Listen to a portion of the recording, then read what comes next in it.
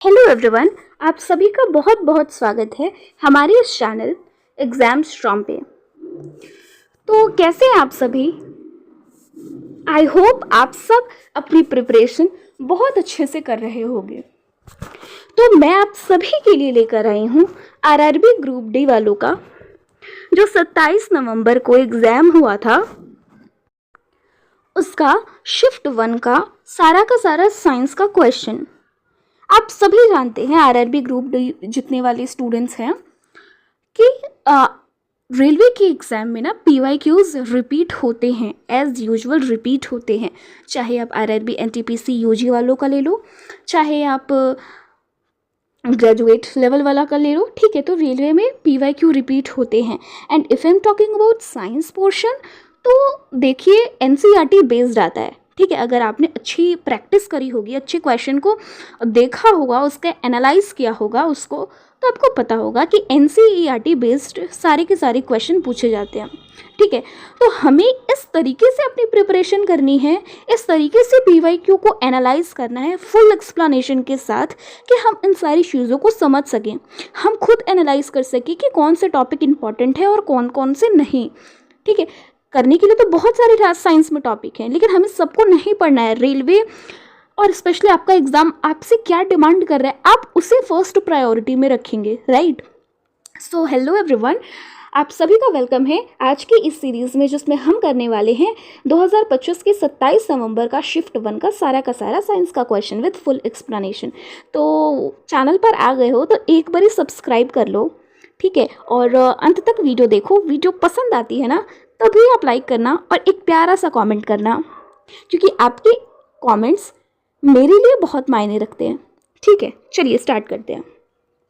यहाँ पर क्वेश्चन बोला गया है कि एक पिंड को ऊंचाई से गिराया जाता है, ठीक है। ऊंचाई से हम गिरा रहे हैं किसी भी चीज़ को, तो हमारा जो प्रारंभिक वेग होगा, जिसे हम यू बोलते हैं, वो 0 हो जाएगा, ठीक है। 3 सेकंड तक गिराते हैं तो time is equal to 3 second, okay. यहाँ पर जी हमारा दिया हुआ है 10 मीटर पर सेकंड स्क्वायर, और हमसे पूछा है अंतिम वेग निकालो, v निकालो, ठीक है। तो हम सभी जानते हैं सिंपल सा फॉर्मूला होता है मोशन का, v is equal to u plus at, ठीक है। और एक्सेलरेशन को हम स्मॉल g भी उसका वैल्यू रखते हैं, ठीक है। तो यहाँ पर v निकालना है, u हमारा दिया हुआ है 0, g का मान है 10 एंड टाइम है 3 सेकेंड, ठीक है। तो यहाँ से हमारा v निकल जाएगा 30 मीटर पर second. So option number first is correct, right. समझ में आया है सबको? ओके। नेक्स्ट क्वेश्चन है, साबुन की मार्जन क्रिया में मिसेल की भूमिका क्या है? आप सभी जानते हैं ना, साबुन में एक मिसेल की संरचना बनती है। अगर मैं आपको डायग्राम दिखाऊं तो यहाँ पर आप डायग्राम देख सकते हैं। This is the structure of micelle, right, जिसमें अगर मैं इसके एक पोर्शन को जूम करूं तो आप देखोगे कि एक लंबी सी पूंछ होती है जो हाइड्रोफोबिक होती है। अब हाइड्रोफोबिक मीन्स, हाइड्रो मतलब तो चलो वाटर होता है, ठीक है। अब फोबिक मीन्स इसको फोबिया है। अब किस चीज से फोबिया है? तो इसके आगे वाटर है, तो ऑब्वियस सी बात है इसको वाटर से फोबिया होगी, ठीक है।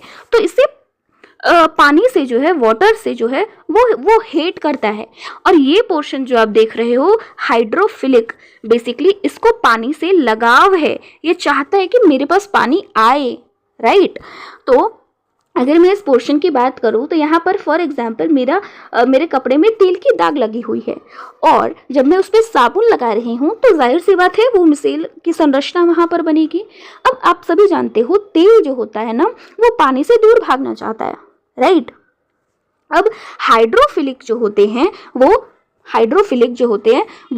पानी को प्यार करते हैं बेसिकली, और तेल पर पानी तो नहीं चढ़ना चाहता, तो वो पानी वाली जो संरचना होती है वो दूर चली जाती है तेल से, और पूंछ वाली संरचना जो होती है वो तेल के पास आती है।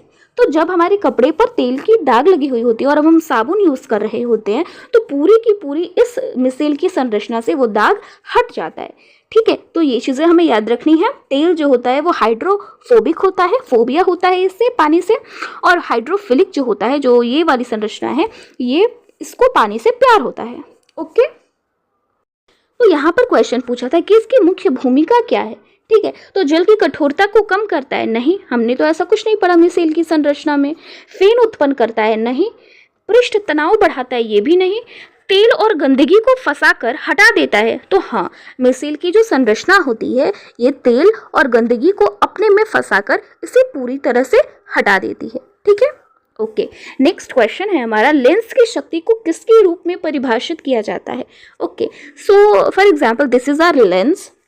अब आप कोई भी लेंस ले लो, उत्तल ले लो, अवतल ले लो, जिसे हम इंग्लिश में कॉन्वेक्स एंड कॉनकेव बोलते हैं, ठीक है।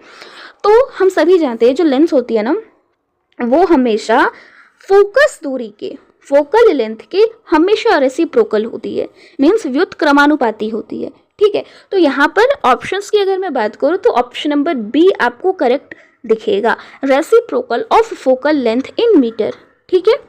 ओके, नेक्स्ट क्वेश्चन है, हमें बताना है कि कौन सा स्टेटमेंट जो है वो करेक्ट है, कौन सा कथन सही है। वर्क ओनली पॉजिटिव, वर्क हमेशा पॉजिटिव होता है, नहीं, हमेशा तो वर्क पॉजिटिव नहीं होता है। वर्क ओनली नेगेटिव, क्या वर्क हमेशा नेगेटिव होता है, ये भी नहीं होता है। ओके, वर्क फोर्स की दिशा के आधार पर पॉजिटिव या नेगेटिव हो सकता है, तो यस, फोर्स हम कैसे दे रहे हैं, किस डायरेक्शन में दे रहे हैं, ये मैटर करती है, और ये पॉजिटिव भी हो सकती है, नेगेटिव भी हो सकती है, ठीक है। और नंबर 4 है, वर्क जो होता है वो फोर्स और डिस्प्लेसमेंट पर निर्भर नहीं करता, गलत है ये, ठीक है। तो ऑप्शन नंबर सी करेक्ट हो जाएगा यहाँ पर। देखो, अगर मैं वर्क के फॉर्मूला की भी बात करती हूँ तो होता है F into S into cos theta. आप सभी ये फॉर्मूला पढ़े हुए होंगे, ठीक है।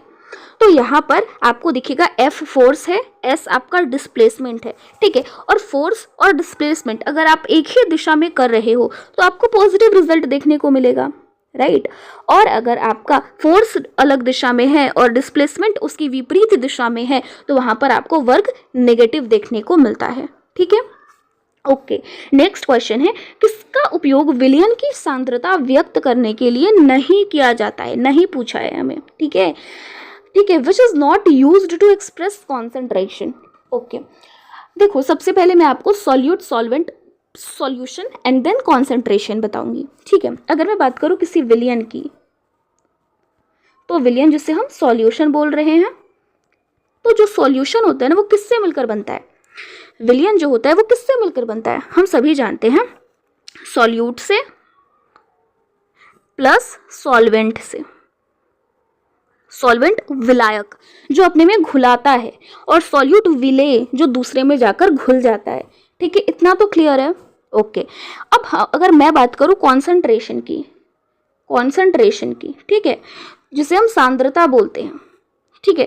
तो अगर मैं इसकी बात करूँ तो ये जो होता है ना, बेसिकली आप विलेय की मीन्स सॉल्यूट का कितना मास ले रहे हो, और विलयन की, नॉट विलायक, नॉट सॉल्वेंट, राइट, विलयन की, सॉल्यूशन का, ठीक है, आप कितनी मास ले रहे हो, बेसिकली आप कितना मास ले रहे हो, ये आपका होगा सॉल्यूट का, विलेय का, और ये आपका होगा सॉल्यूशन का। तो मास अपॉन मास बनता है, ठीक है। तो मास अपॉन मास, ये तो सही होगा, ऑप्शन नंबर बी तो सही है। नेक्स्ट है मास बाय वॉल्यूम, तो ये भी सही होता है, मास सॉल्यूट का और वॉल्यूम आपका होगा सॉल्यूशन का, तो ये भी सही है, ये भी होता है, ऑप्शन नंबर ए भी तो करेक्ट है। नेक्स्ट ऑप्शन नंबर सी और डी की मैं बात करूं तो सी है वॉल्यूम बाय मास परसेंटेज, ठीक है। तो वॉल्यूम आप सॉल्यूट की नहीं ले सकते हो, ये ऑप्शन नंबर सी गलत हो जाएगा, ठीक है। वॉल्यूम अपॉन वॉल्यूम, दोनों का वॉल्यूम ले सकते हैं, लेकिन सॉल्यूट का वॉल्यूम नहीं लिया जाता है, सॉल्यूट का वॉल्यूम, ये गलत हो जाता है, ठीक है। तो यहाँ पर आपको ऑप्शन नंबर सी गलत दिखाई देगा, ठीक है। तो हमें ये चीज़ें याद रखनी है, कंसंट्रेशन को व्यक्त करने का जो सामान तरीका होता है वो मास बाय मास होता है, मास अपॉन वॉल्यूम होते हैं, वॉल्यूम बाय वॉल्यूम होता है, ठीक है। जिसमें ऊपर जो रहती है वो सॉल्यूट रहती है एंड नीचे जो रहती है वो सॉल्यूशन रहती है, ठीक है। मैं डिटेल में आप लोगों को एक्सप्लेन कर रही हूँ, इसलिए वीडियो लॉन्ग हो सकती है, ठीक है। तो अगर आपको जल्दी में देखना हो तो आप इसे स्पीड पर देख सकते हो, ओके। ओके, नेक्स्ट क्वेश्चन है, अस्थमा मुख्यतः किस भाग को प्रभावित करती है, asthma mainly affect which part, ठीक है। हम सभी जानते हैं अस्थमा जो होती है ना, जिससे भी प्रॉब्लम होती है अस्थमा की, उसे सांस लेने में प्रॉब्लम आता है, रेस्पिरेटरी सिस्टम थोड़ा सा उसका कमज़ोर रहता है, ठीक है, इतना तो जनरल है। ओके, तो अगर मैं बात करूं हमारे रेस्पिरेटरी सिस्टम की, तो आप सभी जानते हैं ये हमारा ट्रैकिया है। वन सेकेंड, मैं स्पेलिंग थोड़ा सा रॉन्ग गलत लिख दी। ये हमारा है ट्रैकिया। ओके, आप स्पेलिंग थोड़ा सा देख लीजिएगा। हाँ, यहाँ पर वैसे लिखा हुआ है। ठीक है, तो ये है ट्रैकिया। अब हम सभी जानते हैं हमारा जो ट्रैकिया रहता है वो दो भाग में जाकर डिवाइड हो जाता है। जैसे हम ब्रोंकाई बोलते हैं। अब ब्रोंकाई को हिंदी में क्या बोलते हैं?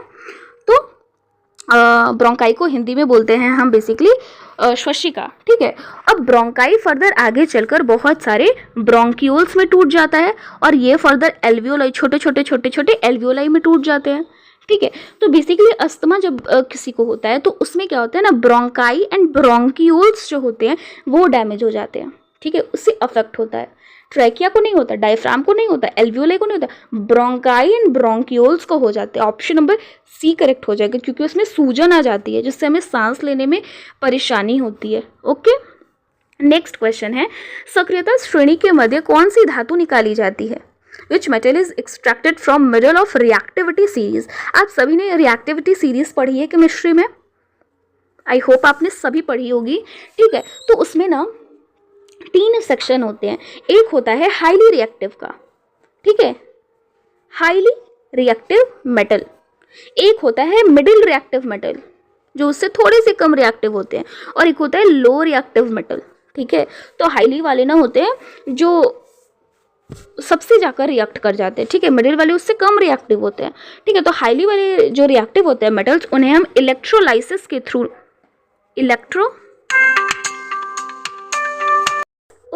जो हाईली रिएक्टिव मेटल्स होते हैं ना, उन्हें इलेक्ट्रोलाइसिस से अलग किया जाता है बेसिकली।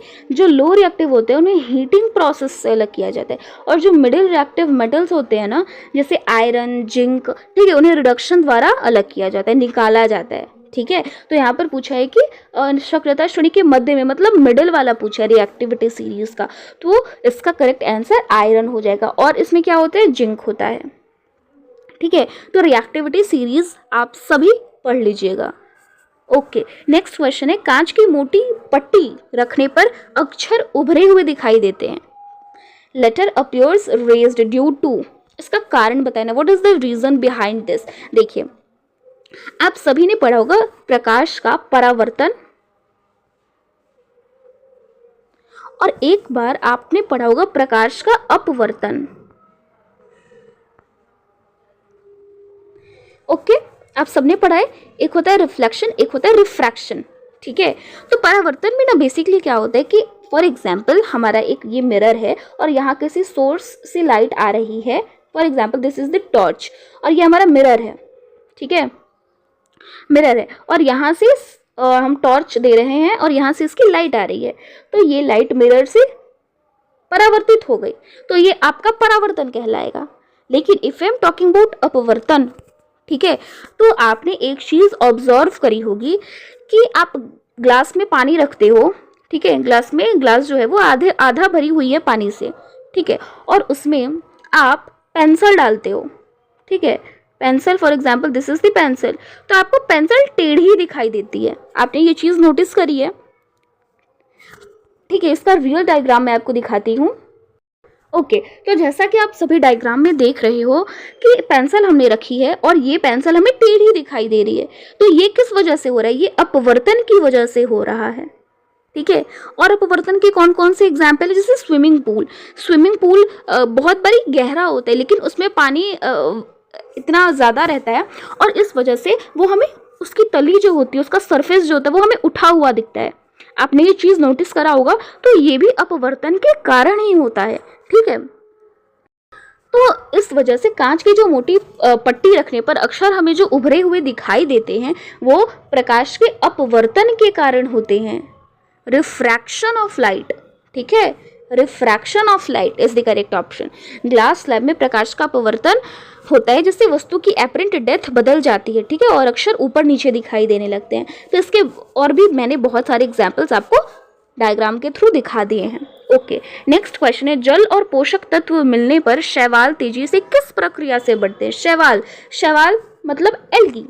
ठीक है, तो मैंने आप लोगों को पढ़ाया हुआ है कि जो शैवाल होते हैं, जो एल्गी होती है बेसिकली, वो कैसे अपना रिप्रोडक्शन करती है, तो वो फ्रेगमेंटेशन के थ्रू करती है। पॉलिनेशन तो फ्लावर्स में होते हैं, ठीक है, बडिंग नहीं होगा, स्पोर फॉर्मेशन नहीं होगा। एल्गी बेसिकली फ्रेगमेंटेशन के थ्रू क्या करते हैं, छोटे छोटे भाग बनाते हैं। एल्गी खुद टूट कर छोटा छोटा पार्ट्स बना लेता है, और ये छोटा छोटा पार्ट जो होता है ना, ग्रोथ करके एक बड़ा नया जीव बन जाता है, और इसी प्रोसेस को हम फ्रेगमेंटेशन बोलते हैं, ठीक है। तो यहाँ पर ऑप्शन नंबर बी करेक्ट हो जाएगा।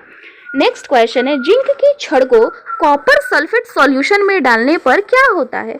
What happens when zinc rod is placed in copper sulphate solution, ठीक है। तो अगर मैं आपको यहाँ पर दिखाऊं तो for example this is zinc and copper sulphate का फॉर्मूला क्या होता है, CuSO4, राइट। इतना तो आप लोग जानते होंगे, कॉपर सल्फेट का जो फॉर्मूला होता है वो CuSO4 है, और एक्वस सॉल्यूशन में हम इसे डाल रहे हैं, ठीक है। तो कॉपर सल्फेट जो होता है ना, वो ब्लू कलर का होता है। कौन कलर का होता है? ब्लू कलर का होता है। और जब हम इसके रिएक्शन करवाते हैं जिंक के साथ, कॉपर सल्फेट की रिएक्शन जिंक के साथ करवाते हैं, तो जिंक तो हाईली रिएक्टिव मेटल है कॉपर से, तो जिंक बोलता है कि मैं इसे हटा दूंगा और सल्फेट के साथ जुड़ जाऊंगा, ठीक है। तो यहाँ पर ये ZnSO4 बना देता है और कॉपर इससे अलग हो जाता है, ठीक है। तो जाहिर सी बात है, जब ये कॉपर के साथ था तो कॉपर सल्फेट बनाता था और ब्लू कलर का रहता था, लेकिन जब ये जिंक के साथ गया तो इसकी ब्लू कलर धीरे धीरे कम होने लगेगी। तो यहाँ पर ऑप्शंस की अगर मैं बात करूँ तो नो चेंज, ये तो नहीं होगा, चेंजेस तो आएंगे। ब्लू कलर फेड्स, तो यही आपका करेक्ट आंसर हो जाएगा। ब्लू कलर जो होता है वो धीरे धीरे कम होने लगता है, ठीक है। और ये बाकी के दोनों ऑप्शन भी गलत हो जाएंगे, ठीक है। नेक्स्ट क्वेश्चन है कि इनमें से कौन सा कथन सही है, which statement is correct. Question number first है, कथन नंबर 1 है, विभवांतर को वोल्ट में मापा जाता है, potential difference is measured in volt. तो हाँ, ये तो करेक्ट है। अब पोटेंशियल डिफरेंस क्या होता है, एक पॉइंट से दूसरे पॉइंट तक, ठीक है, एक पॉइंट से दूसरे पॉइंट तक जो डिफरेंस होता है वो बेसिकली होता है, ठीक है। और जैसे हम वोल्ट में मेजर करते हैं, ये तो करेक्ट है। नेक्स्ट क्वेश्चन है, 1 वोल्ट 1 न्यूटन प्रति कूलॉम के बराबर होता है। तो नहीं, 1 वोल्ट जो होता है ना, वो जूल पर कूलॉम के बराबर होता है, न्यूटन प्रति कूलॉम के बराबर नहीं होता है। तो यहाँ पर स्टेटमेंट 1 करेक्ट होगा, स्टेटमेंट 2 गलत होगा। तो यहाँ पर आपको ऑप्शन नंबर बी करेक्ट दिखेगा, ओनली स्टेटमेंट 1 इज करेक्ट, केवल कथन 1 सही है, ठीक है। आप फिजिक्स के क्वेश्चन देख रहे हो, डायरेक्टली फॉर्मूला बेस्ड है, आप कॉन्सेप्ट क्लियर रखोगे तो आपसे डेफिनेटली क्वेश्चन सॉल्व होंगे, राइट। बहुत बड़ा न्यूमेरिकल ऐसा नहीं पूछा गया है। ओके, नेक्स्ट क्वेश्चन है, अंडे उत्पादन के लिए कौन से पोल्ट्री बर्ड्स पाले जाते हैं, which poultry birds are reared for egg production, ठीक है। तो अंडे की अगर मैं बात करूँ ना, तो जो अंडे के लिए हम लोग बेसिकली जिस मुर्गी को पालते हैं वो कहलाती है लेयर्स, ठीक है। और जो मांस के लिए जो हम पक्षी रखते हैं बेसिकली, तो वो जो होता है ना, वो होता है ब्रॉयलर्स, ठीक है। तो यहाँ पर तो अंडे के लिए बोला है, तो यहाँ पर ऑप्शन नंबर सी करेक्ट हो जाएगा। वही मांस के लिए बोलता, मीट के लिए बोलता, तो यहाँ पर ऑप्शन नंबर डी करेक्ट होता, ठीक है। मांस के लिए ब्रॉयलर्स एंड अंडे के लिए लेयर्स। ओके, नेक्स्ट क्वेश्चन है, किस कोशिका विभाजन द्वारा द्विगुणित गुणसूत्र अगुणित युग्मकों में बदलते हैं, which cell division convert diploid chromosomes into haploid gametes. Okay, तो मैं इसके ऑप्शन की बात करूँ तो यहाँ पर ऑप्शन आपको binary fission, amitosis, mitosis and meiosis दिख रहे हैं। देखिए, इस क्वेश्चन को देखकर बहुत बच्चे ऐसे कंफ्यूज हो रहे होंगे कि क्वेश्चन पूछा क्या है, ठीक है। तो देखिए, आप लोग ही इसका आंसर देंगे, ठीक है।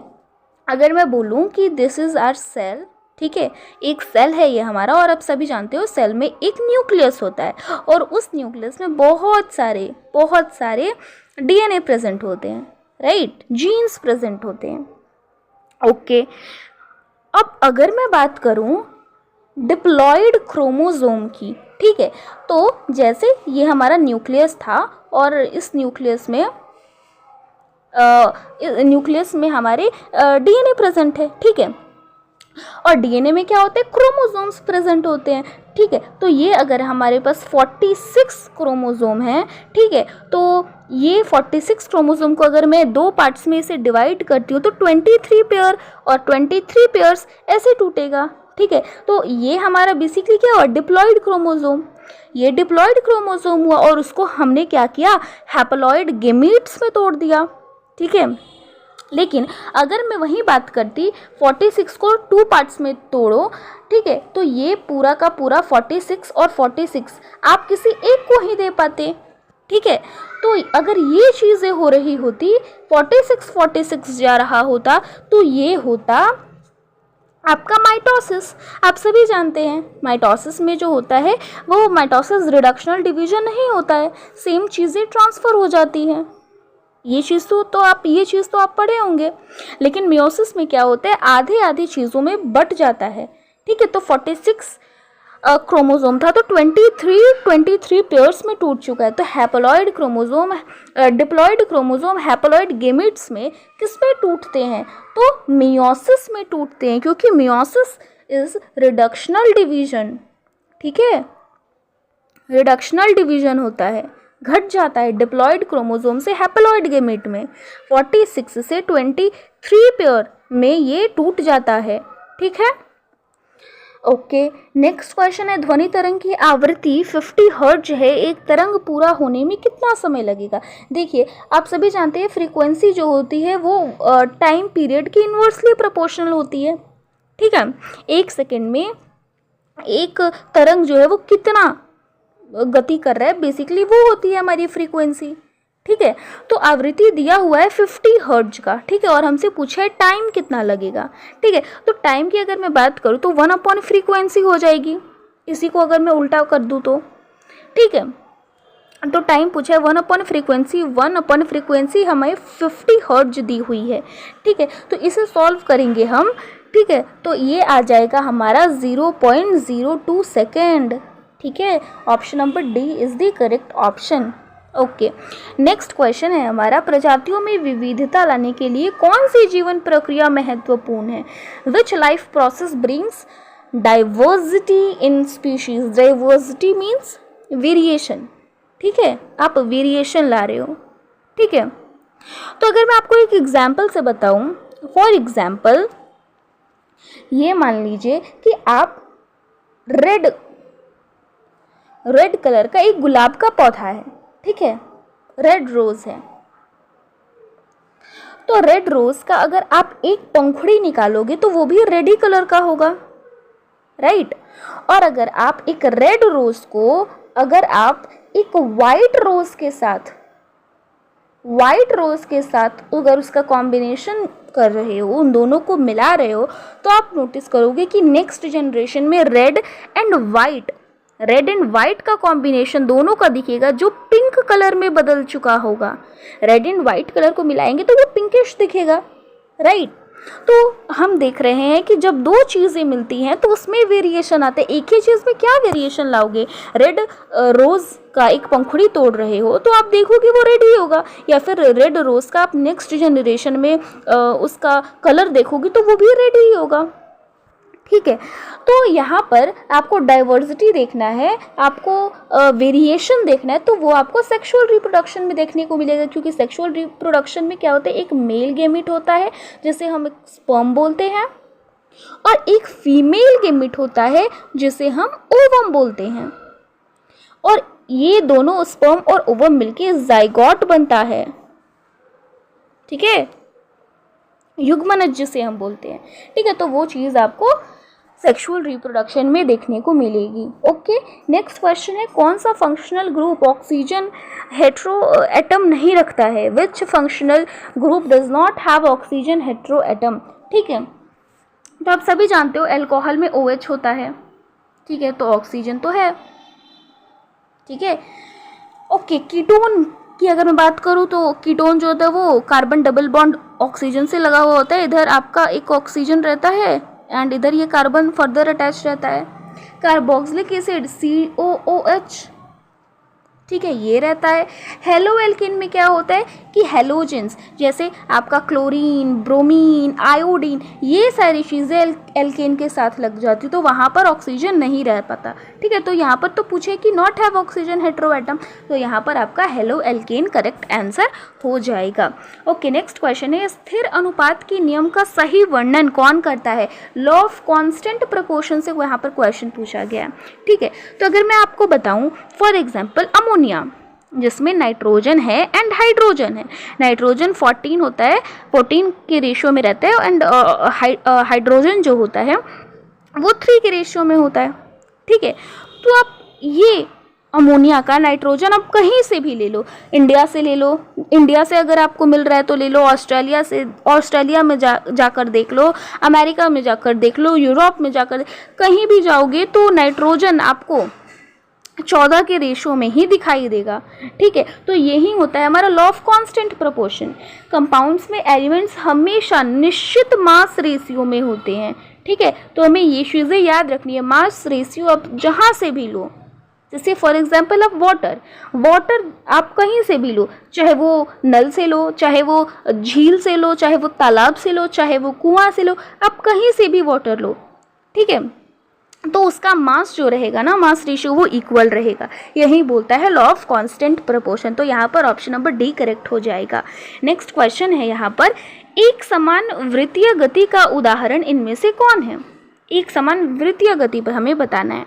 ओके, सो हम सभी जानते हैं वृत्तीय गति मतलब सर्कुलर मोशन।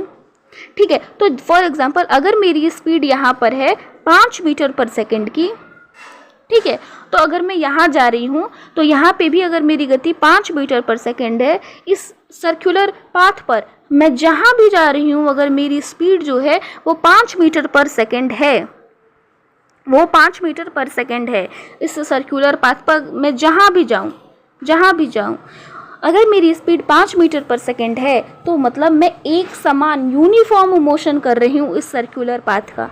जैसे एग्जाम्पल हम पंखे की देख सकते हैं, सर्कुलर मोशन रहता है एंड वो एक समान गति से चलता है। ठीक है, तो इसका करेक्ट ऑप्शन हो जाएगा option number B, fan blade rotating at constant speed. ठीक है, ऑप्शन नंबर बी करेक्ट हो जाएगा। यूनिफॉर्म सर्कुलर मोशन में स्पीड कांस्टेंट रहती है, बस डायरेक्शन हमारी बदलती है।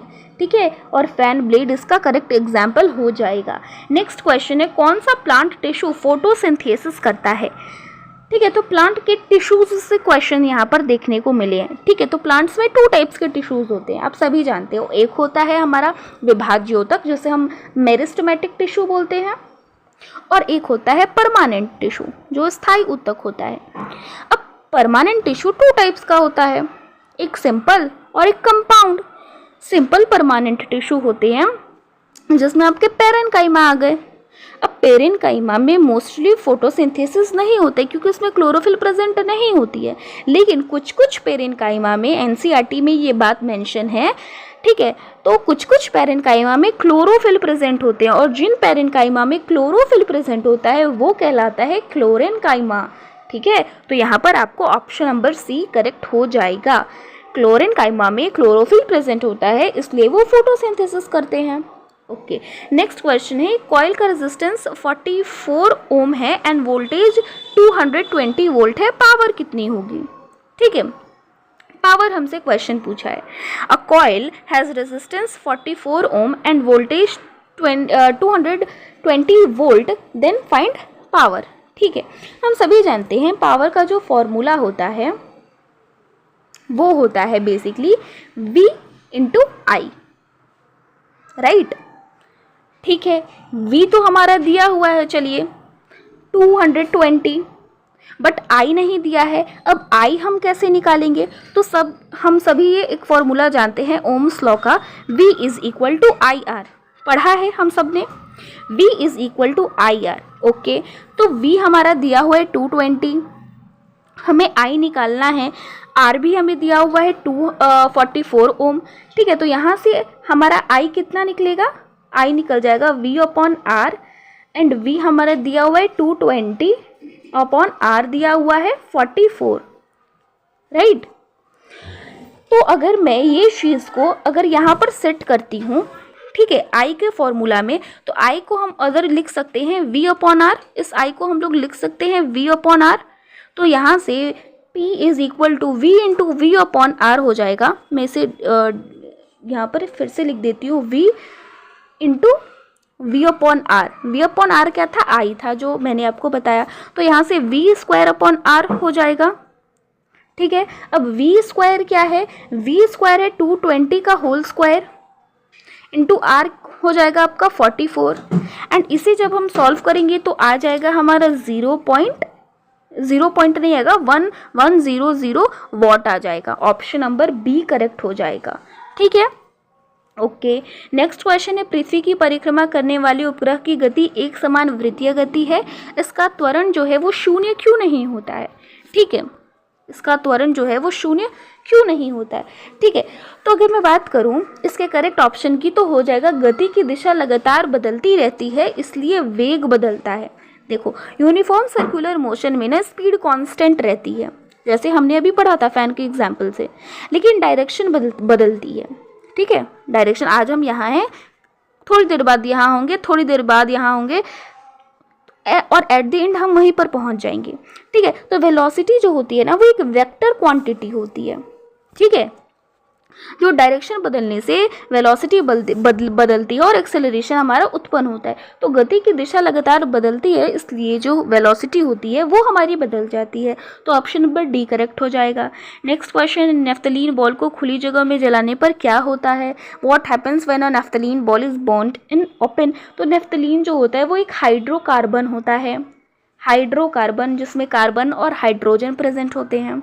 ठीक है, अब जो हाइड्रोकार्बन होते हैं वो 2 टाइप्स के होते हैं, एक होते हैं संतृप्त हाइड्रोकार्बन सैचुरेटेड, और एक होते हैं अनसैचुरेटेड जिसे हम असंतृप्त बोलते हैं। जो संतृप्त हाइड्रोकार्बन होते हैं वो पूरा का पूरा जल जाते हैं और वो ब्लू कलर, उनकी जो ज्वाला होती है वो ब्लू कलर की होती है, नीली कलर की होती है। लेकिन जो असंतृप्त होते हैं वो पीला कलर का उनका ज्वाला होती है बेसिकली। ठीक है, और वो जब जलते हैं ना तो कुछ काले कलर की राख, ऐश हमें देखने को मिलती है। तो यहाँ पर पूछा है कि नेफ्थलीन को खुली जगह में जलाने पर क्या होता है। तो पीली ज्वाला के साथ, जो कजली निक्षेप के साथ ये जलता है। ठीक है, तो ये एक असंतृप्त हाइड्रोकार्बन है, unsaturated hydrocarbon. Okay, next question है हमारा, प्रजनन के दौरान डीएनए रेप्लिकेशन क्यों महत्वपूर्ण है। डीएनए रेप्लिकेशन से यहाँ पर क्वेश्चन देखने को मिले, why is DNA replication important during reproduction. ठीक है, तो हम सभी जानते हैं रिप्रोडक्शन के थ्रू जो होता है ना, सेक्सुअल रिप्रोडक्शन में बेसिकली डीएनए वगैरह ये चीज़ें प्रेजेंट होती हैं। तो आप सभी ने ये चीज़ नोटिस की होगी कि हमारा जो कैरेक्टर है, हमारे जो लक्षण है वो मम्मी पापा से सिमिलर होते हैं। अब ऐसा क्यों होता है, क्योंकि डीएनए, उनकी डीएनए, पापा के डीएनए यहाँ पर मेल जो होते हैं, पापा की डीएनए यहाँ पर फीमेल की डीएनए, ये दोनों डीएनए हमारे अंदर आती है। ठीक है, तो ये क्यों होता है, क्योंकि ट्रेड्स के इनहेरिटेंस के लिए। ठीक है, जो उनका लक्षण है, फॉर एग्जांपल पापा की जो आइज की कलर है वो ब्लू बोल रही हूँ, ग्रे कलर है। ठीक है, तो हमारी भी ग्रे कलर देखने को मिलती है। तो ये क्यों होता है, क्योंकि डीएनए रेप्लिकेशन के थ्रू पापा की डीएनए हमारे में आई। ठीक है, इस वजह से होता है। तो ट्रेड्स के इनहेरिटेंस के लिए, not respiration, not digestion and not blood circulation. Okay, next question है, कल्चर फिशरी शब्द का सही वर्णन कौन सा है। Which option best describe culture fishery. ठीक है, तो कल्चर फिशरी जो है वो नियंत्रित वातावरण में मछली पालन करना, ये करेक्ट आपका ऑप्शन हो जाएगा। देखो, बेसिकली क्या होता है ना, कल्चर फिशरी में हम लोग क्या करते हैं कि एक बहुत बड़ी टैंक में, ठीक है, हम छोटी छोटी मछलियाँ डाल देते हैं। ठीक है, बेसिकली ये एक प्रकार का मछली का खेती कहना कहलाता है। ठीक है, कृत्रिम संसाधनों से मछली पकड़ना कल्चर फिशरी नहीं कहलाता है। समुद्री जल से मछली पकड़ना ये भी नहीं कहलाता है। मछली का पालन करना एक नियंत्रित वातावरण में, आप जिसको कंट्रोल कर रहे हो, आप इस टैंक को कंट्रोल कर रहे हो, आपके अंडर में है ये टैंक, तो ये होता है कल्चर फिशरी। ठीक है, option number C culture fishery का अर्थ है मछलियों का पालन और उत्पादन नियंत्रित स्थानों जैसे तालाब हुआ, टैंक इत्यादि में करना, ठीक है, जिसमें मछलियों को भोजन, पानी और देखभाल देकर बढ़ाया जाता है। ठीक है, तो आज की इस वीडियो में मैंने आपको सारे क्वेश्चन कराए हैं, ऑल 25 क्वेश्चन। ठीक है, तो आपको ये वीडियो पसंद आई है तो प्लीज़ लाइक करिएगा, शेयर कीजिएगा, कमेंट कीजिएगा, बिकॉज़ आपके इस कमेंट का हमें इंतज़ार रहेगा। एंड एक छोटी सी और विश है, चैनल को सब्सक्राइब करके जाइएगा और आपके जो भी डिमांड्स है प्लीज़ कमेंट सेक्शन में बताइएगा हमें। और हमारी एक्सप्लेनेशन आपको पसंद आई है तो ये भी कमेंट में हमें बताइएगा। मिलते हैं किसी नेक्स्ट वीडियो में, टिल देन बाय बाय।